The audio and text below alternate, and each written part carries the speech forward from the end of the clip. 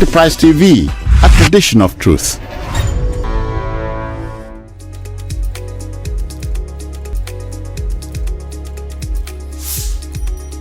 The President Bola Ahmed Tinubu's recent official visit to the People's Republic of China has come with a mixed bag of fortunes. It has not really, in my opinion, met expectations. What we just saw was, a continuation of the feeding bottle tendency of this administration, just like some others before it. What they had actually done, especially the immediate administration of Muhammadu Buhari, was just to bank on China to build everything for them. Whereas with good policies, reduction in the cost of governance, and in other areas, we would be able to afford a lot of these things. Now, this Tinubu administration has shown a penchant for borrowing and borrowing and borrowing, and which was the main reason why Tinubu went to China to look for fresh loans. Even though they told us that they made some deals in iron ore, for a road to Abuja, $1.5 billion new road between Lagos and Abuja, and then a Lagos to Kano rail line. Then they also said that they had some agreements in terms of cooperation in telecommunications, and then also in terms of cultural exchanges, that China will build a cultural institute in Lagos.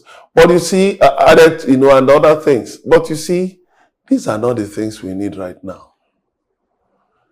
If you cut the cost of governance, it will go a long way to ensuring that we have the money we are begging around. For instance, look at the deal between NNPCL, the Nigerian National Petroleum Company Limited, and the Africa Export-Import Bank, Afrexim Bank, just for a mere $3.3 billion. Now, if you look at the cost of oil, production, operations in the oil industry, between January and June, you will see that it came at an estimated 60%, of the cost of the combined production figure. Now, that's a high figure for an oil-producing country. A station where Saudi Arabia, produces, at $10 per barrel. And then, according to the chairman of the Federal Inland Revenue Service, Mr. Zak Adedeji, that, he was given a figure of $48.17 per barrel, as a production figure for Nigeria, which comes to 60%. So if you look at the figures between January and February, you will find out that if, let's say, we reduced the cost of production from that $48.17 to, let's say, even $20 per barrel, you will see we would have saved even more than the money we went to borrow from Afrexim Bank. Because if you look at it, along the line, between January and June this year, you see that the price, in the international market was not stable. But what happened was so interesting. The level of production, the number of barrels we produced helped to ease off, to shave off any downsides, any losses, from the production. So what it meant was that even though, as of January, we had about $85 per barrel, and then steadily by March, April, it had come down to like $82 per barrel. But the production of oil, the figure, for the production of oil had rose through the months. So it balanced off. And if you look at it as a business person, you will see that, that is a win-win situation. But what do we have?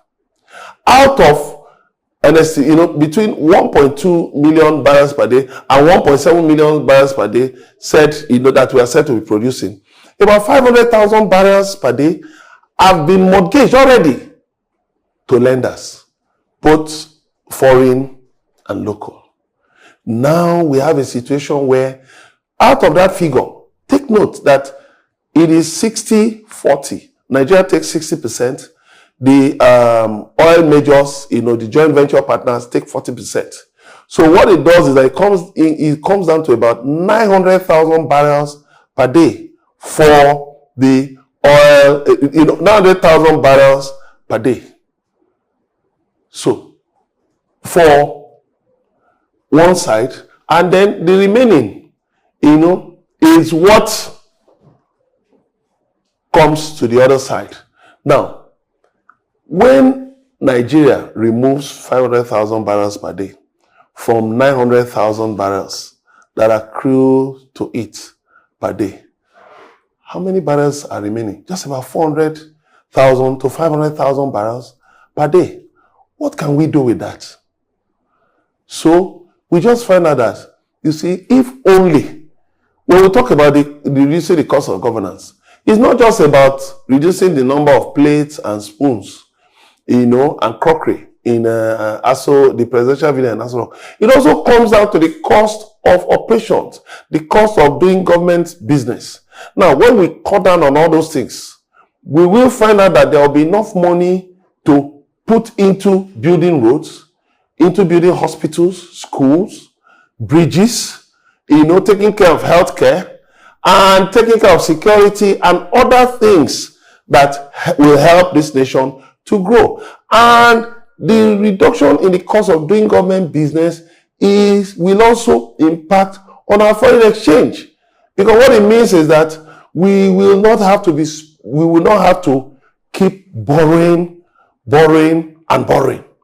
So now, if you look at the deals we are said to have made, these are things that, of course, by this time, we have actually developed some expertise in. Is it in telecommunications? What is China coming to give to us? Yes, we may say that, okay, China has moved to 6G, 7G in terms of telecommunications, while Nigeria is still trying to, upscale to 5G. But I'll tell you what, we are making progress. Because if you ask China to bring 7G to Nigeria at this time, do we have the infrastructure to back it up? We can make haste slowly and at a determined pace. So what it means is that, as we build up our infrastructure with more investment, take note, investment, not loans, with more investment, from, flowing from different sources, we will upscale, we will escalate our capacity in telecommunication development. If you take an example from some African countries, that had gone into these telecommunication deals with China, it didn't pay them off. It didn't pay them well. And what are we talking about? Now there are allegations that China actually used that as a pretext, for undercover espionage. So what it means is that you have to expose all the data you have in NIMC, that NIMC, National Identity Management Commission, has gathered, and you have to expose it to China. That is dangerous. That's a dangerous breach of national security. Then you come to the issue of cultural exchanges. Why can't we always ask to take the lead? Why are we waiting for China to build a cultural institute in Nigeria? Why can't Nigeria go ahead, through the Nigerian embassy in Beijing and any other consulates we have in China? Why can't we build Nigerian cultural institutes in China? We have the Goethe Institute from Germany. We have we have other such institutes from other countries. You have Alliance Francaise and the rest of them. But can somebody tell us why Nigeria doesn't have thriving cultural institutes in the major countries of the world? Culture is a powerful tool for national self-expression, and is also a viable means of raising funds, badly needed funds for Nigeria. Now, the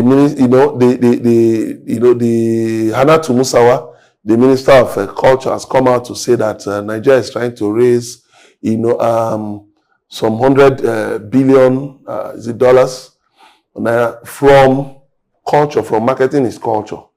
But how do you do that without, first of all, trying to have solid imprints in countries with whom you have friendly relations and from which you can make good money by marketing Nigerian culture? As a matter of fact, is it the soft power, the power from our youth? Is it the power from our entertainers, from the entertainment industry, from different areas, ICT and the rest of them?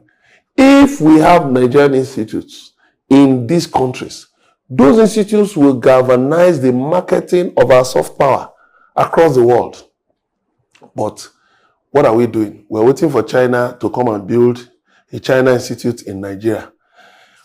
Whereas, you look at it, some universities in Nigeria are offering Mandarin as a degree course in Nigeria. Tell me, which universities around the world are offering our languages as a combo, as a combined, course around the world? Which universities around the world?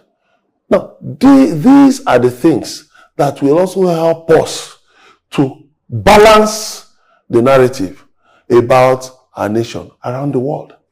Then you now come to the issue of a road, $1.5 billion to build a road between Lagos and Abuja. What do you exactly need that for?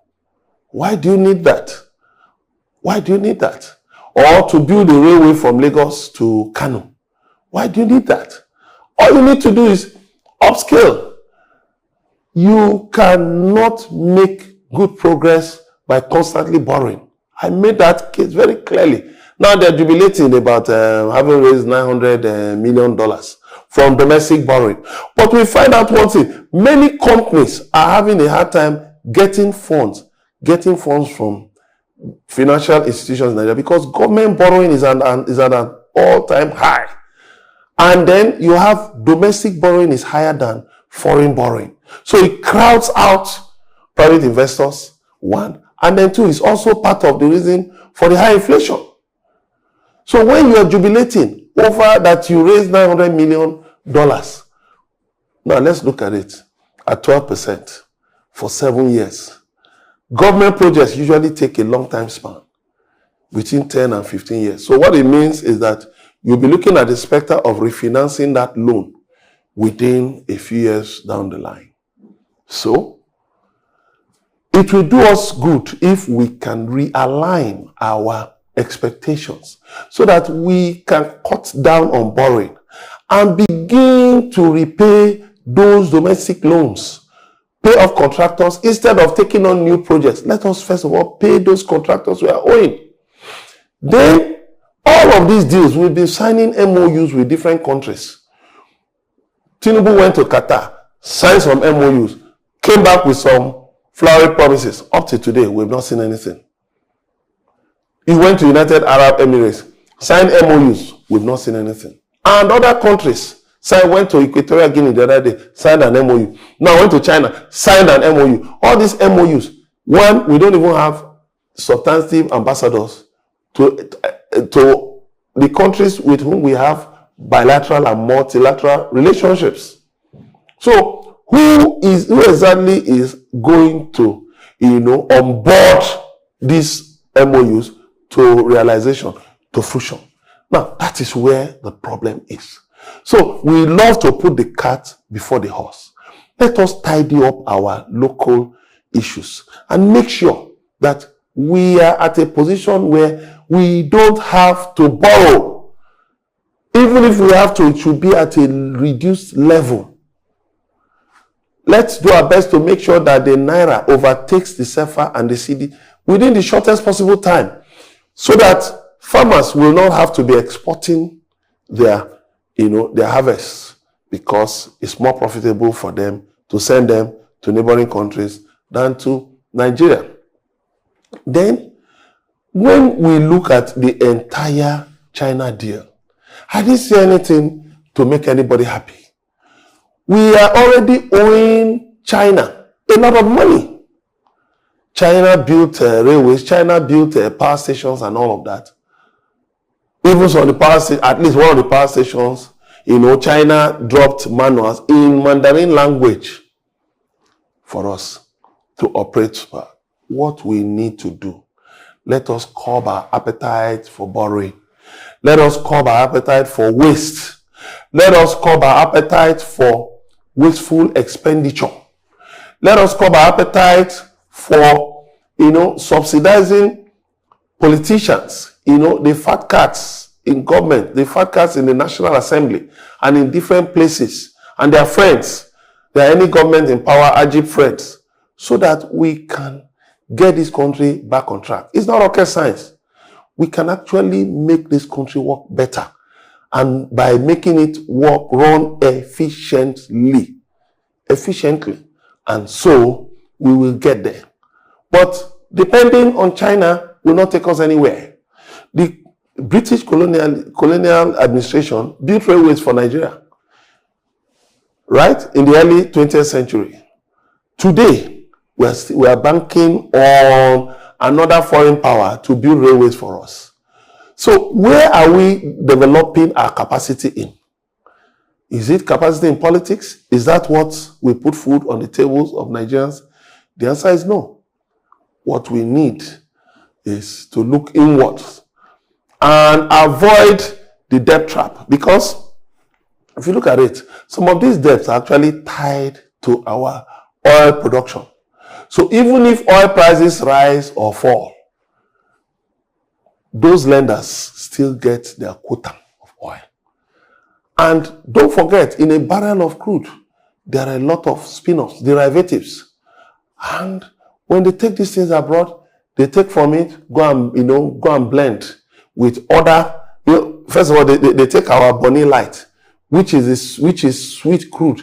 They take it abroad, go and blend with other crude that is of lesser, that are of lesser quality, and then sell around the world, make so much money, while our people are languishing in poverty, in hunger. I'll say once again that we need to develop a different kind of foreign policy that puts Nigeria first. Under the late General Murtala Mohammed as head of state, there was an Africa first foreign policy. But today we need a Nigeria first foreign policy. Nigeria first, Nigeria second, Nigeria third. Then we can consider others from number 4. That is what we need to turn this country around. Or else we'll just be signing MOUs that nobody will implement to any successful outcome in the next 100 years. Thank you very much.